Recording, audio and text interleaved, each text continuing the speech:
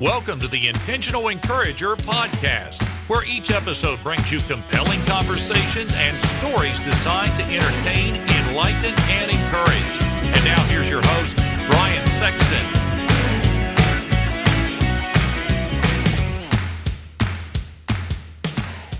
Hey everybody, Brian Sexton. You know what's really important to me when I do business with a company is trust and transparency. I've been telling you now for a good while about my buddy Damon Burton and his company, SEO National, because trust and transparency are just as important to them. You know, for the last 15 years, in the search engine optimization space, they have been leading the way and serving people tremendously well. Now, for those of you that don't know what SEO is, it stands for search engine optimization. It helps you show up higher on Google searches so that folks that are looking for what you have find you quicker. And you know what's really encouraging? More revenue, more sales, growing your business. Do me a favor, get in touch with Damon and his team today at SEO National at 855-736-6285 or go to SEOnational.com and get your free quote and tell them you heard it on the Intentional Encourager podcast. I hope you're ready, because here comes a dynamite conversation on the Intentional Encourager podcast.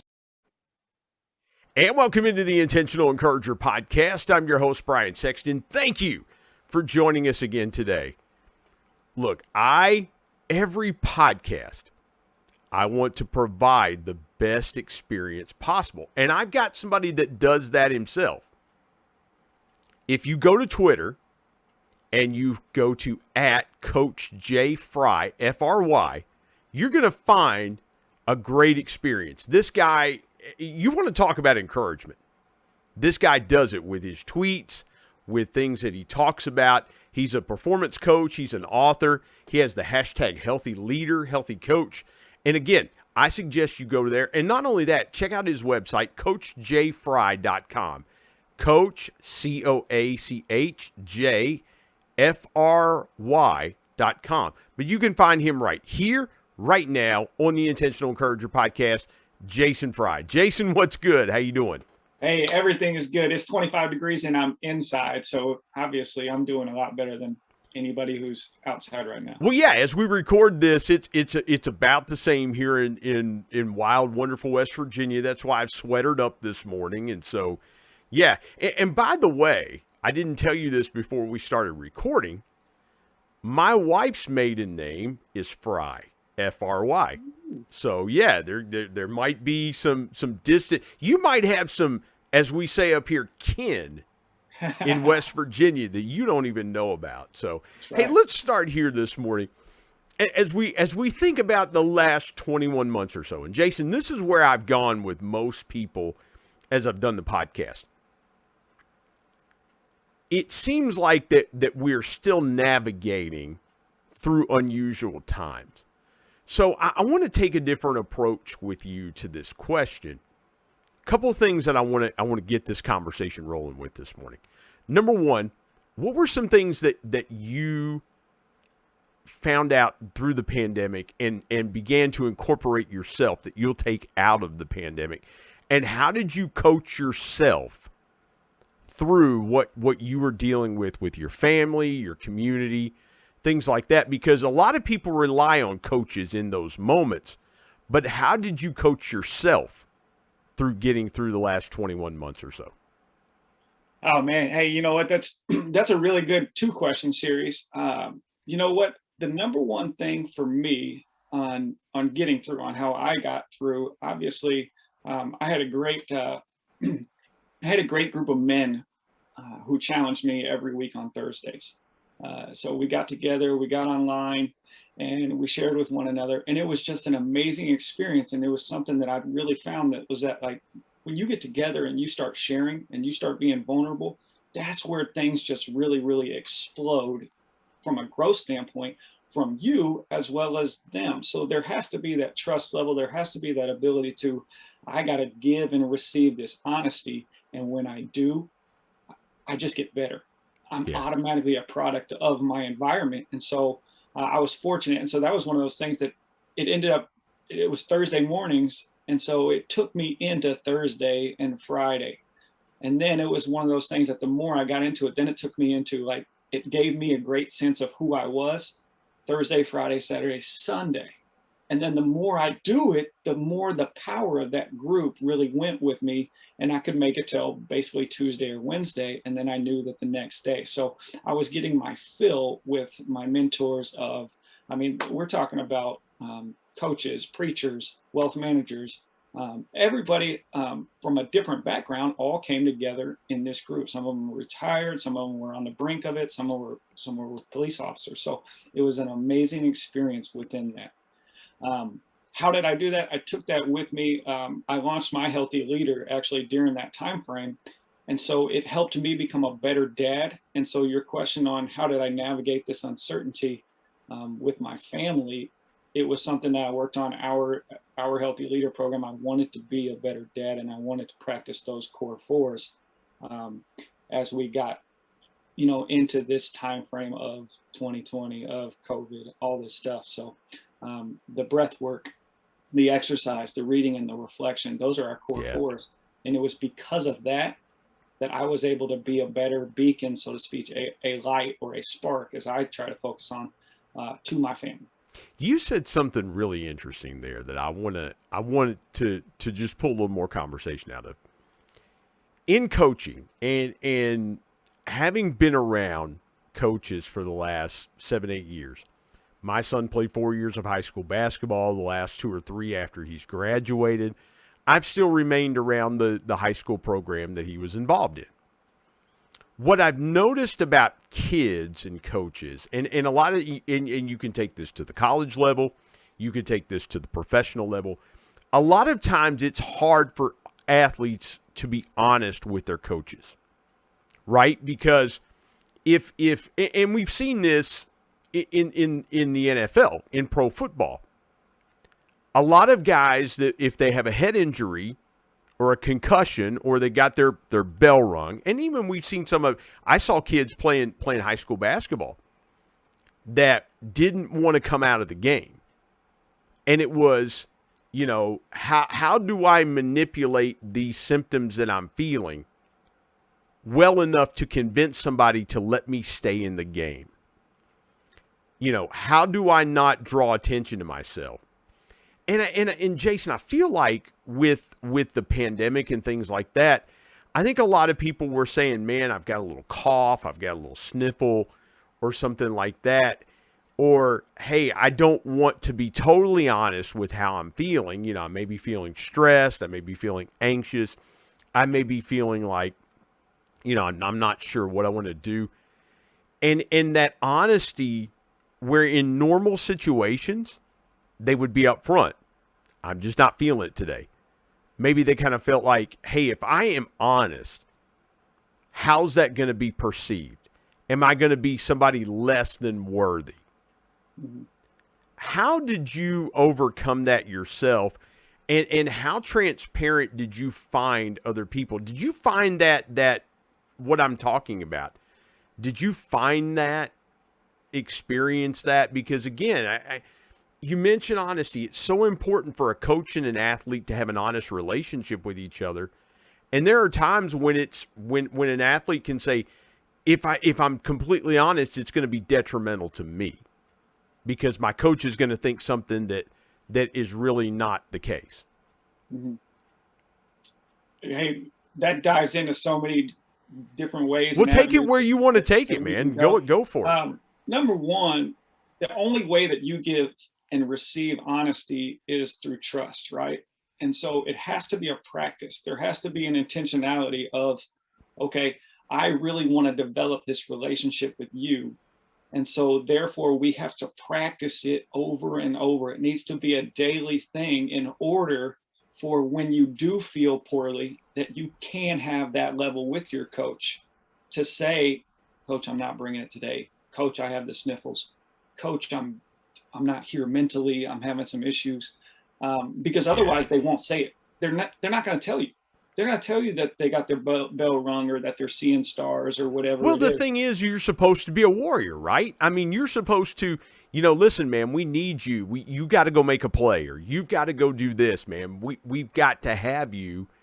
And Jason, I didn't mean to interrupt, but man, what you're saying is so good, because whether you're in business, whether you're in sales, a lot of times you can feel that pressure like, man, I'm not here completely. My mind is somewhere else. My body is not great. But if I don't show up today, somebody else is going to, and they could take my spot. Or, somebody's got to step in. And you're almost afraid of getting, and I'm going to use a really old baseball term, you're almost afraid of getting Wally pipped. Wally Pipp took himself out of the New York Yankees lineup in 1925. He had a headache. The backup, a guy named Lou Gehrig, stepped in and played 2,130 consecutive games after that. And so I'm sure there's something in the back of everybody's mind, like if I don't step up and do this, somebody else is going to take it over. Then what's going to happen to me? And so go from there if you don't mind. I want to get your thoughts on that. Beautiful. Number one, I think that's also a consistency thing. It's not just like that didn't just happen. Okay, so Wally Pipp that wasn't just a one-time thing. And Lou Gehrig was preparing and working his tail off so that he would be prepared and ready for his opportunity. A lot of people expect the opportunity, but then aren't ready. Lou was, okay? But then let's also look at Wally Pipp's performance in the past leading up to that. So it was not just a one-time thing. There are some instances of luck. Let's say Tom Brady comes in because Drew Bledsoe got hurt, right? Beautiful example. Yeah. That's what's going to happen. But Tom Brady was ready. Okay. Drew Bledsoe still had an amazing career. Like we're never going to second guess the career that Drew Bledsoe had. Okay. And it was just one of those things that instance is different than Lou Gehrig and Wally Pipp. And something, here's something. I love that analogy. I love that analogy. The thing that makes that analogy so beautiful, Jason, is how Drew Bledsoe supported Tom Brady in when the opportunity came to him.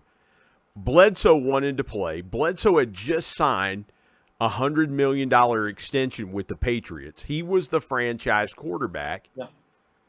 And then he gets rocked. I mean, he I was watching The Man in the Arena, the first episode, and Bledsoe is going to the hospital, and he is seriously injured. Like, it was a little touch and go there for a bit with him and his health. But he comes back. They get to the Super Bowl. Belichick makes the decision. Bill Belichick, the head coach of the Patriots, makes the decision to start Tom Brady in the Super Bowl. And Bledsoe wants to play in a Super Bowl, but he still supports Tom Brady. He still helps him get prepared. He still takes him through stuff. To me, what you don't see about that, and again, thank you for bringing that up. That's a beautiful example. What you don't see is the guy behind the scenes whose job got taken, who had character and was honest enough with himself to say, this is best for the team if I get this guy ready to go and do what – and they still have a close relationship to this day. I mean, he talks about it. He said, I love Tom. He calls him Tommy. He said, I love Tommy. I love him. And Brady talks about his closeness with Drew Bledsoe. So how do we get – let me shift gears on you. And forgive me for shifting gears. I love where our conversation's going because there's so many layers to it. As a coach, how can or as a leader, how can you prepare people to put themselves in that situation to where if something happens and somebody has to step up and somebody has to step back, how do you keep everybody on the same page? Because we may be talking to some salespeople out there, some entrepreneurs that say, I need to step somebody in my company back to step somebody forward, but I don't want to lose that person. I have to step back. I want to coach them. I need to recoach them, refocus them, retrain them to get them back to that level. How do we do that and keep everybody on course and on level? Right. Well, two things. So you're looking at mission is the focus. People is the purpose, right? So if mission is the focus, then the entire team has got to know that we're talking about the mission of this is X. We've got to get to X. And right now, such and such person isn't bringing it, or they're missing certain ingredients. And so a lot of times people will put the emphasis on, how could you not have done that? So you're looking at Wally Pipp and you're going, dude, I can't believe you did that. Blah, blah, blah. It's all your fault. But as leaders and as intentional encouragers, it's our fault. It's my fault as a leader for not giving you the tools, for not giving you the resources, for not giving you the time, for not giving you the part of me from a relationship piece to get you to where I need you to go. Okay, so now what we have to do is we have to examine that piece separately while preparing and getting this next person to step up. So what do I need them? What are 3 things I need them to know to excel at, to perform at their best level at this current position that we are putting them in? Okay, and we're going to get the same exact results if we move this person up, if we don't do what's needed to be done from our spot, our position as a leader. Man, that is so good. Let's step aside, take a quick break.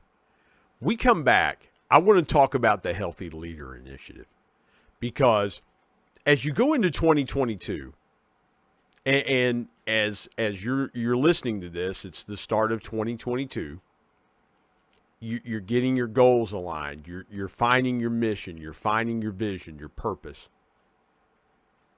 Being a healthy leader needs to be a part of that. We're going to talk to Jason about that. My guest is coach, author Jason Fry, joining me on the Intentional Encourager podcast. Back in just a moment.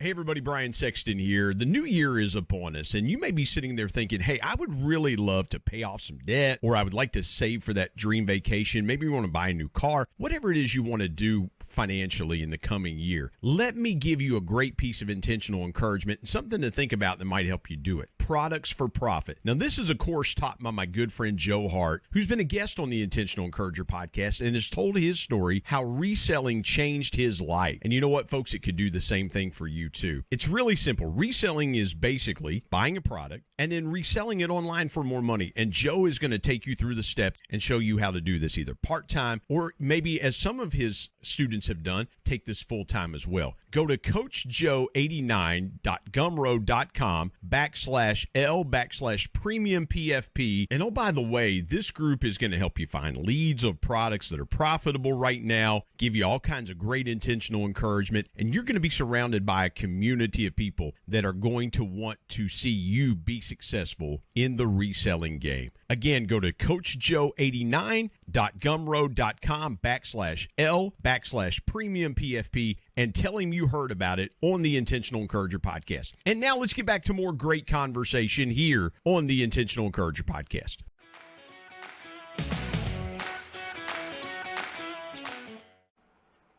Jason, let's dive into the healthy leader concept, okay? Because I think that's a beautiful concept, because let's face it, if you're not a healthy leader, you know, in the past week or so, I've been getting over a cold, flu, and didn't have COVID, but I'm getting over stuff. I'm getting my body healthy again. Had I gone around my family and breathed in their faces, we'd all be sick. And that's what happens a lot of times, is when you're carrying something toxic within you and you breathe that out into the atmosphere, into the culture of your company or the culture of your team, you start to infect people around you and everybody starts to get sick. It's how a lot of things have spread. Talk about where the healthy leader concept for you came from. You touched on it a couple of minutes ago about becoming a better dad and things like that. Where did it really originate with you? And what's the most important thing about being a healthy leader? Oh, well, I want to touch on one thing that you just said before we dive into Yeah, go for it. One of the things that we've got to make sure as a business, as a company, as a manager, as a leader, as CEO, is the number one thing that's toxic to all companies and teams is gossip. Okay, so what we've got to do, no matter what, if you have toxicity inside of your body and you're talking about spewing it out inside of the workplace, when you have that, that kills anything. It's like cancer. It just attacks from the inside, right? So what we want to do is we've got to eliminate that one thing and just say, hey, look, man, he's not here to back it up. I also don't give him enough grace to go, hey, there has to be some understanding of where they're coming from that I Yeah. don't know. And so if we gossip, then we're eliminating those two things. So that would be my focus. That's our number one thing, is just, hey, we're going to get rid of gossip. In terms of healthy leader, man, that started just because it really did. I wanted to be a better dad. I had a 15-year-old, and it's just like we're butting heads all the time. And I was like, I do not want this. So I ended up doing something that I've been stressing with some other clients, was just that when you go into a conversation, like before you and I get on here, I'm going, what do I want out of this conversation? And so if I can do that with my kid and go, I don't want to argue. I don't want to be upset. I want you to see the Jesus inside of me. And so if I can do that, then whatever we're going to do is going to be really, really good. So it just helps kind of shift my framework and my mindset of what do I end up wanting to get? Well, the healthy leader is one of those things of, if we can manage stress, everything in life is stress. It's good stress, it's bad stress, it's evil stress, it's unhealthy stress, it's healthy stress. So everything it's just our way of managing that. So if you could do the breath work, if you can do the exercise, if you can do the reading, and if you can do the reflection, then all aspects of your life, because you are a leader, I don't care what anybody says, you have an ability to be healthier. You have an ability to make better decisions and faster. So if we can make those by being healthier as a result of these core four, then we've got a chance at really leading others and then having that kind of passed on to them. I'm a firm believer, and I love what you said there about having a conversation with a teenager, because I raised a teenage son. I found at times in that wheelhouse you're talking about, that 13 to 17, 18-year-old wheelhouse, those were some of the most difficult conversations that I had with my son, because he and I'll share this with the audience from our perspective. For him, he always wanted to know the why. It's like, hey, you're telling me this, but I got to know the why. I got to know the why. And what it did for me, and I don't know what it did, and you know, I want to find out what it did for you. What it did for me was, I was like, okay, if I tell you the why, I'm going to need you to do the what.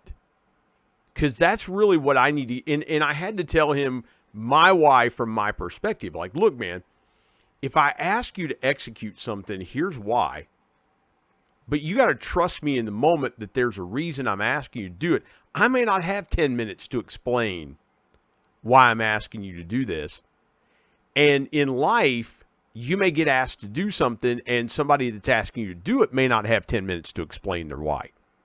You have to trust them that their why is good, and they can come back to you later and go, okay, here's why I had to ask you to do that.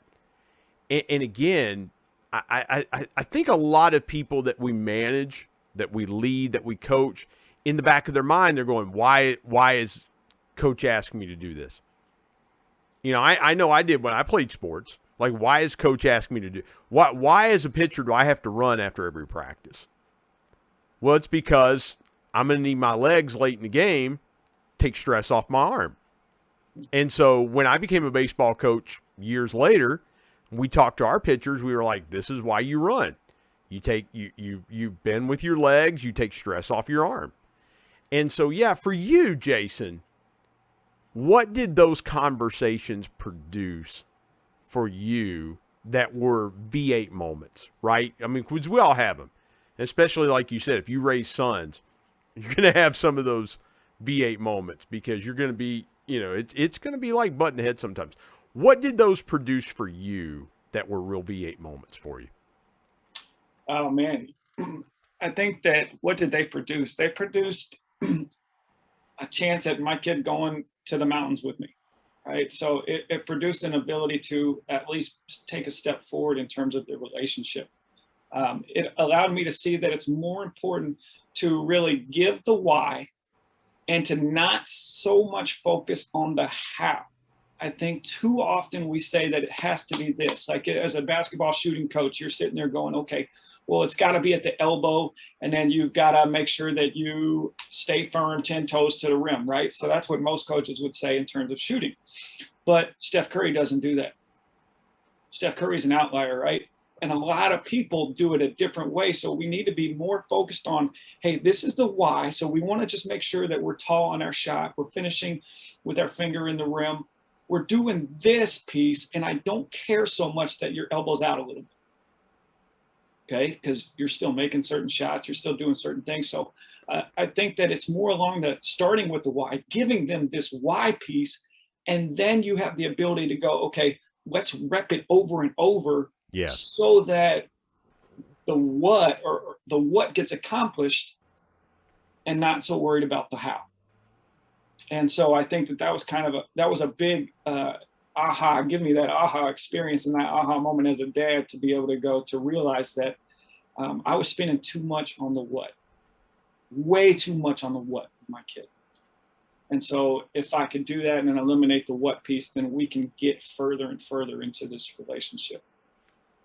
I love what you said there. There is so much good stuff to unpack for a leader, for an entrepreneur, because a lot of times we are focused on the what, right? You know, even coaches, you know, and let's go back there for a second. And I don't mean to be sports heavy. There's just a lot of correlation here. Yes. The what, a lot of times, is what you see in front of you, right? So if you're on the sidelines coaching, I'm watching, and I call, you know, if I'm coaching and I call a play, this is what I see us doing if we are successfully executing. If everybody is in the right spots and we're moving the ball the way we should be moving the ball, then this guy, who's probably our best shooter, is going to be open for the right shot at the right time. Or we've seen something in the way they're playing the last couple trips down the floor.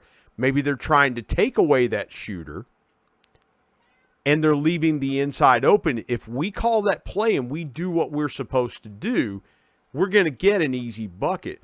The problem is, a lot of times, is that people on our team don't see what we see. And a lot of times it's trying to get them to see what we see. As a coach, how do you coach coaches to help their team see what they see?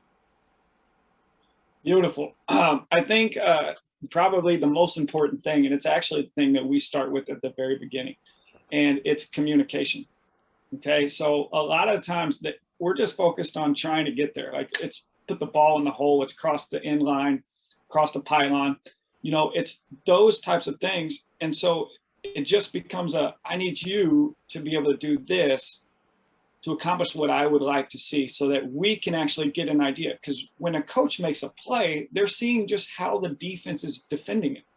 So then they know what things to look for.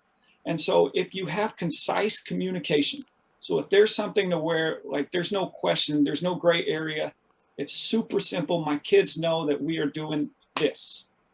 And so all it becomes is, it makes everything the second guessing of, what do I do now? I'm not real sure what I do. It eliminates gray areas. And so the first thing I would say is, get your terminology and get your communication all on one page, to where everybody, like in the military, they use their shoot, move, and communicate. They are super specific in terms of, this is what we do, this is how we do it, this is how we verbalize it. And then everybody else does it. And so there's never a question, because in the heat of stress, you don't need extra questions. In the heat of stress, you don't need extra decisions that you have to make. So the less decisions you have to make are better. So by doing that, by getting your communication down, it's just less decisions being made, so that you have more energy for the decisions that you have to make. Man, I love that. That is so good. And that's the thing too, is is the team doesn't see in a company. A lot of times the team doesn't see what the leader sees in the marketplace, right? And so it's getting everybody on the same page to go, when the market reacts like this, we react like this. When the defense, I'm a Cincinnati Bengals fan. I'll say this real quick and we'll get to a break. They were talking to Joe Burrow, the quarterback, second-year quarterback, and they were talking about something in the game, and he goes, I throw it where the defense tells me to throw it. I want to get every guy involved. I want to make sure Jamar Chase gets his touches, T. Higgins, Tyler Boyd, C.J. Uzama, Joe Mixon, all the weapons he has. Because they were asking, why don't you get this guy more involved? Why don't you get this guy more involved? And he says, look, as I've said before, I throw it where the defense tells me to throw it. If I try to force it into different places, you're going to ask me why I'm forcing it into different places. I throw it where the defense tells me to throw it. And so I think a lot of times our teams need to understand that when we're making decisions, it's a reaction to the marketplace. It's a reaction to what we're seeing around us instead of, well, we're just going to put it out. Because a lot of companies have done that. A lot of companies will just force it out there, and nothing good happens when you force those things out there. Let's step aside, take another break. When we come back, I want to save room to tell Jason's story. I think you're going to love this. I think you're going to love where this conversation goes. It's already been a great conversation, but come back for more of it. My guest, author, coach, #healthy leader, Jason Fry joins me on the Intentional Encourager podcast. Back in just a moment.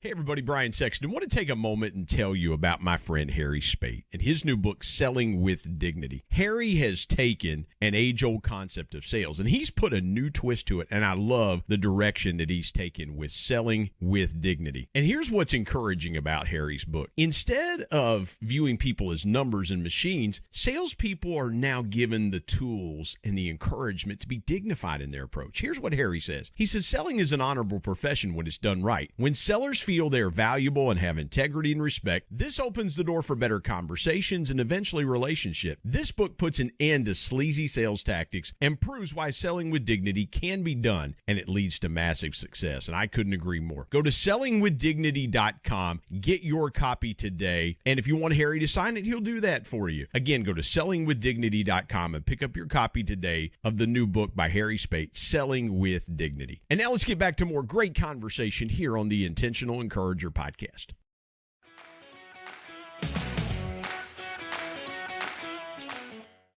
Jason, let's go ahead and dive and tell your story. And that's why I wanted to save the kind of room that we did, because I want to make sure that we get room to tell your story. Take me as far back as you want to go and just share the story of your life, some obstacles that you've overcome and things like that. And I'll jump in with some questions around that. But man, just take this room in liberty to share your story. Oh, beautiful. Born and raised Austin, Texas, man. So I'm a Texas boy through and through. I'm probably more of a mama's boy through and through than Texas boy. But currently living in St. Louis, I've been blessed with probably an entrepreneur's mindset since day one, since the early womb. Coming out as a twin, I grew up, my mom and dad ended up splitting when we were about 3. And mom showed me what a leader looks like from a servant standpoint. She showed us, she's the next in line of Jesus, in my opinion. She serves everybody else and never talks about herself. She never thinks about herself. Maybe she does, but it just doesn't appear that way. Dad started a child placing agency that went on for quite a long time and actually competed against the state of Texas. So you have the state of Texas child placing foster kids, and then you also have, the small people, and which was him, the mom and pop, so to speak, of child placing. And they said it wasn't going to last. Well, he lasts 25 something years. That is something that I always saw. So this plug, this grind of I'm going to do this even against the odds, was something that I saw from him. And so as we got older, I always learned from other people that were business owners, that were entrepreneurs, that were in corporate. So I got a really great sense of these two. And so my goal as I get older is to constantly try to blend what an entrepreneur is and then what a servant leader looks like. So if I can combine those two, then I'm doing what my purpose and my passion is. And so the other thing that I really want to add on to this is just the fact of purpose changes. And I don't think enough schools and universities, I don't think enough parents want to add this piece to it, is that no matter what, your purpose will not be your 80-year lifestyle. Yeah. It's not going to last that long. It That's won't right. last, like it barely lasts 20 years for some people who are trying to retire or get jobs. So it's one of those things that I am now 100% eyes wide open to this idea that, God's going to call me to something and I'm going to bust my tail to accomplish that. And then I also recognize that he might shift. Like I might pivot, which I have done numerous times. So I went from going to college to be a preacher and then coming out of college being a strength and conditioning coach, and also started coaching basketball. And then I went into building the own business or helping work and build up Pure Sweat, to where then it became a skill development company / I was also still coaching. And then I shifted again and I pivoted to coaching coaches, because I felt like my calling is something that's going to be just a little bit bigger than maybe somebody else. And my calling is, if I could focus on the coach, I can grow their people, their ripple effect. And so now that makes my ripple effect just that much bigger. And I think, and it's the same thing when we're working with educators and the education system. If I can inspire a teacher, then I can inspire everybody that teacher teaches. Yeah. Instead of focusing just on 10 kids in the gym, 20 kids in the gym, heck, even 50 in an auditorium, I don't want that impact. I want who leads them, because now that ripple is even bigger and bigger. Jason, let me jump in here. Yeah. I've got to ask you, you mentioned coaching coaches. You have talked about, even though your parents split up when you were a kid, you and your twin brother, their impact individually was great instead of their impact collectively, right? Because, you could have, you weren't in a nuclear home, so to speak, mom and dad together. Their impact on you was separate, but both seemingly to be profound. How did your parents coach or influence you growing up, and what were a couple of the greatest lessons?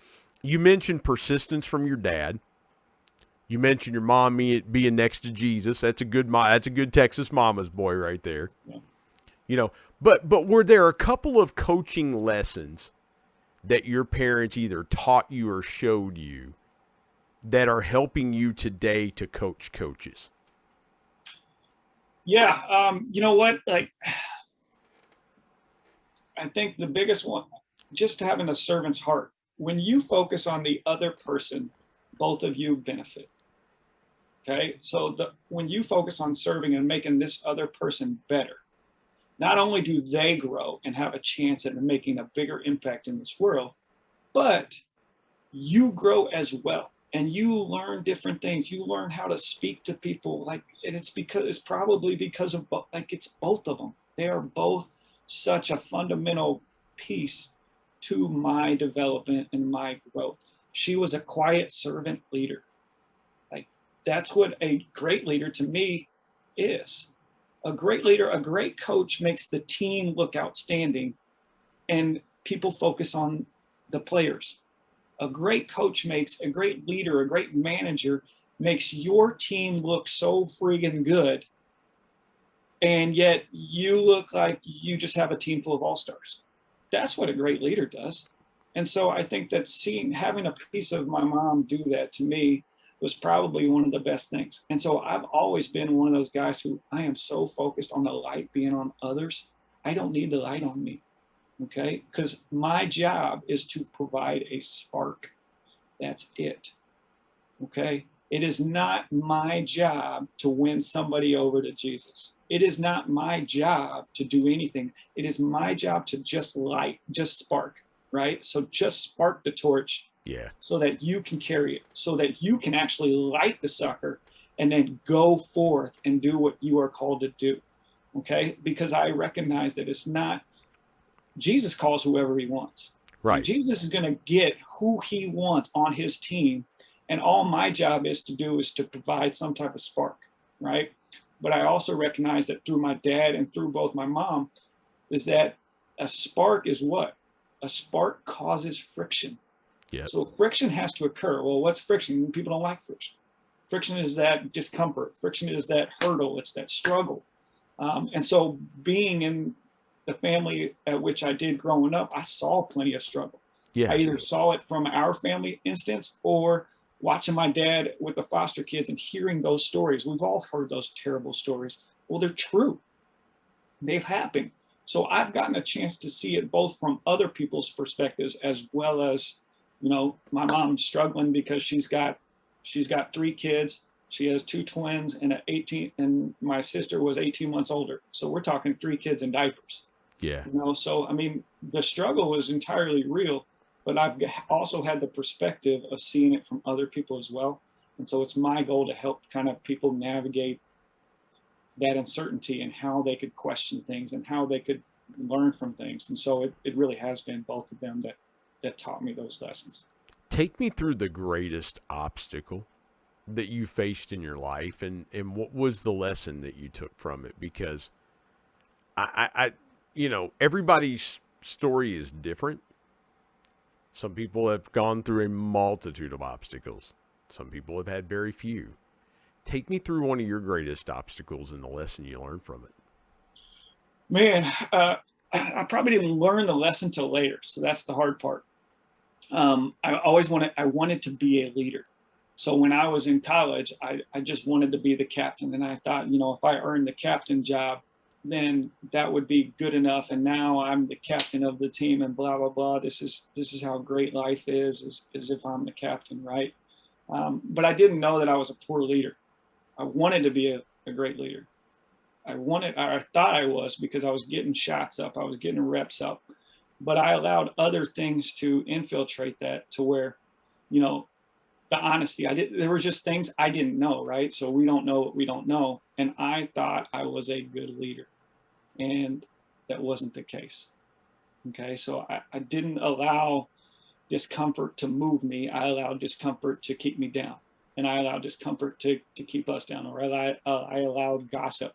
That was, that was the whole reason of starting with gossip, is that was the most important thing. Like, if I talk bad about coach, guess what happens? That just feeds more negative energy. And then every time somebody says something, you question it. So if you're not on the page at which you need to be on with coach, the relationship piece, it's not going to work. And so it's always going to get back to coach. Yeah. It always finds a way of getting back to coach. And now you've really placed that negativity piece in front of you. Yes. Yeah. And so to be honest, that was the biggest hurdle that I just didn't learn until later on, until the more books I read, until the more interviews I had with coaches and CEOs. The more I learned, the more I was like, gosh, I let my team down. I let everybody I led down. And it's something that I don't want to do anymore. Yeah. And it's something I want to pass on to others and make sure that that's the case, at which, if you want to be the best, if you want to be on the best teams, if you want to be the best leader you could be, then I want to help you navigate that. Dude, that is so good. That is so good. Share with this audience, and it's the last question that I typically ask, but share with this audience your biggest piece of intentional encouragement. Man, the biggest piece of the intentional encouragement is just like our mountain leadership experience, right? There is a mountain, but it's not the only mountain. So you are going to have these struggles. You're going to have these little wins. You're going to have these moments at which you got to get on all fours and you got to go super slow, but you're still moving forward.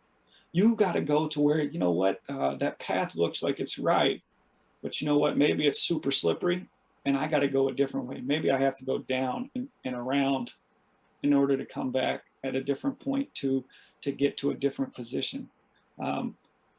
I want others to know that everything in life is truly like this mountain. Okay. And then it's the entire process of getting, I will tell you this, that it's not in all that enjoyable. You know, I'm a guy, I climb mountains for basically a living in the summers where I don't like heights. I don't like them. Yeah. But I'm over here at the top of a 14,000-foot mountain.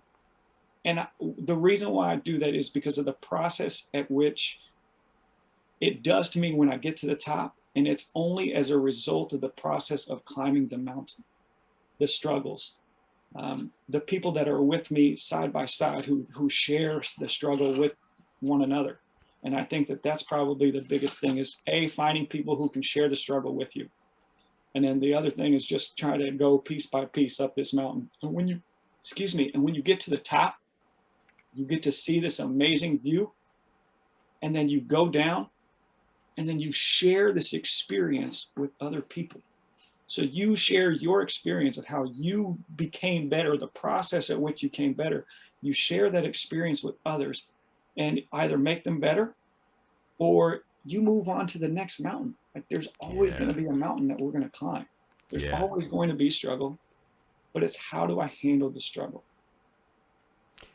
And I love what you said there, man. I remember going in May to Pikes Peak, Colorado. Yep. I don't remember much driving up the mountain. I'll never forget being as high. We were at almost 14,000 feet. That was as high as we could go that day because higher was still snow covered and things like that. Mm-hmm. Even that time of year. I don't remember much about the drive up. I don't remember much about the drive down. I'll never forget the feeling of being up there, how awestruck I was being up there. So I love the way you put that. People tend to not remember the climb up and the climb down. They always remember the view. And I love that. So very well put, Jason. Yeah. Tell folks how they can connect with you, get your resources if they want to reach out and have you coach their team. How can they get in touch with you and connect with you on your social media platforms? Absolutely. Well, thank you. And you kickstarted it off. And before I want to end on just this last piece of what you said, people love and don't ever forget the mountain, the view, but they have to get there first. And so we can't neglect any type of thing. Like that's my journey. I've got to get up to see that view.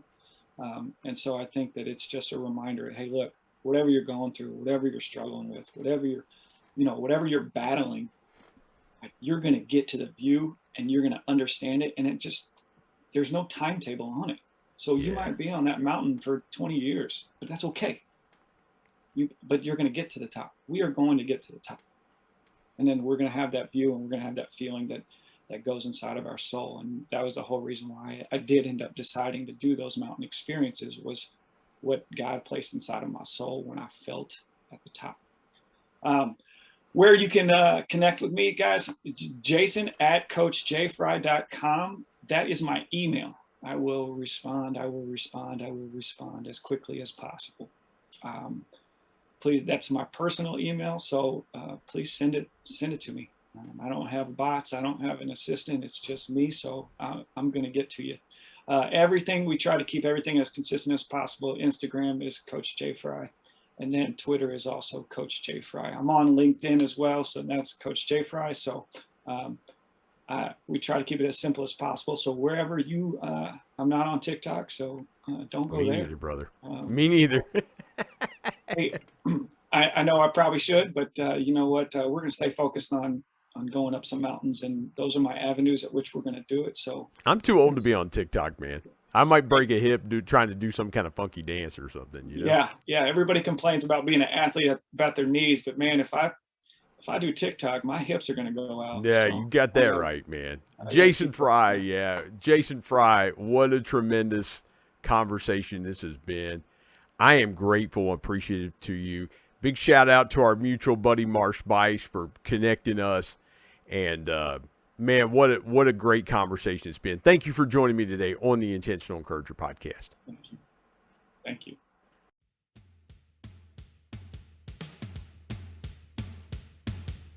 My thanks as always to producer Bryce Sexton and technical advisor Matt Means. And of course, the ultimate thanks goes to the Lord Jesus Christ, who provides intentional encouragement every day through his word. If you're not subscribed to the Intentional Encourager podcast, hit the subscribe button wherever you get podcasts so you don't miss an exciting episode where you can get encouraged and stay encouraged. And remember, anyone, anywhere, at any time, any place can be an intentional encourager.